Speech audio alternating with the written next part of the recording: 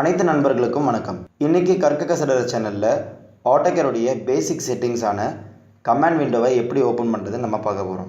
வாங்க வீடியோக்குள்ள போலாம்.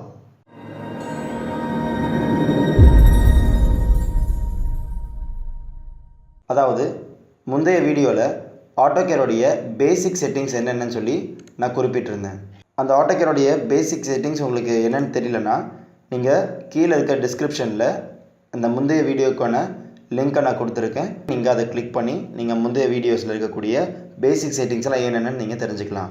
இந்த பேசிக் செட்டிங்ஸில் முதலாவது நம்ம என்ன பார்க்க போகிறோன்னா ஒரு கமாண்ட் விண்டோவை எப்படி ஓப்பன் பண்ணுறதுன்னு பார்க்க போகிறோம். அதாவது நீங்கள் AutoCAD கிளிக் பண்ணும்போது சில பேருக்கு சில நேரங்களில் இந்த AutoCAD வெறும் எம்டி ஸ்க்ரீனாக மட்டுமே இருக்கும்.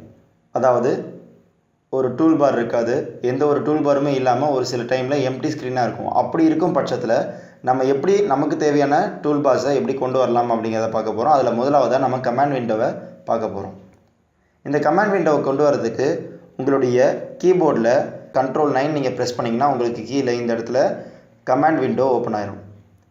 இந்த கமாண்ட் விண்டோவை நீங்கள் க்ளோஸ் பண்ணுறதுக்கு மறுபடியும் Ctrl+9 கொடுத்தீங்கன்னா இந்த கமாண்ட் விண்டோவை நீங்கள் க்ளோஸ் பண்ணுறீங்களா இல்லையான்னு கேட்கும். ஸோ எஸ் கொடுத்தீங்கன்னா உங்களுக்கு கமாண்ட் விண்டோ க்ளோஸ் ஆகும், நோ கொடுத்தீங்கன்னா நார்மலாகவே அப்படியே இருக்கும். இப்போ இந்த கமாண்ட் விண்டோவை நான் க்ளோஸ் பண்ணுறேன், எஸ் கொடுத்தீங்கன்னா இந்த கமாண்ட் விண்டோ க்ளோஸ் ஆயிரும். மறுபடியும் இந்த கமாண்ட் விண்டோவை கொண்டு வரதுக்கு Ctrl+9 கொடுத்தீங்கன்னா இந்த கமாண்ட் விண்டோ மறுபடியும் வந்துடும். இதுதான் கமாண்ட் விண்டோவை கொண்டு வரதுக்கு உண்டான ஷார்ட்கட். அடுத்த டூல் பாரை எப்படி கொண்டு வரலான்னு சொல்லி பின்வரும் வீடியோக்களில் பார்ப்போம். இந்த வீடியோ உங்களுக்கு பிடிச்சிருந்ததுன்னா லைக் பண்ணுங்கள்.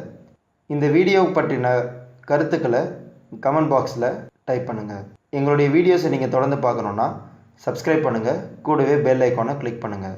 இந்த வீடியோ உங்களுக்கும் மற்றவர்களுக்கும் பயனுள்ளதாக இருக்கும் நீங்கள் நினச்சிங்கன்னா உங்கள் நண்பர்களுக்கு ஷேர் பண்ணுங்கள்.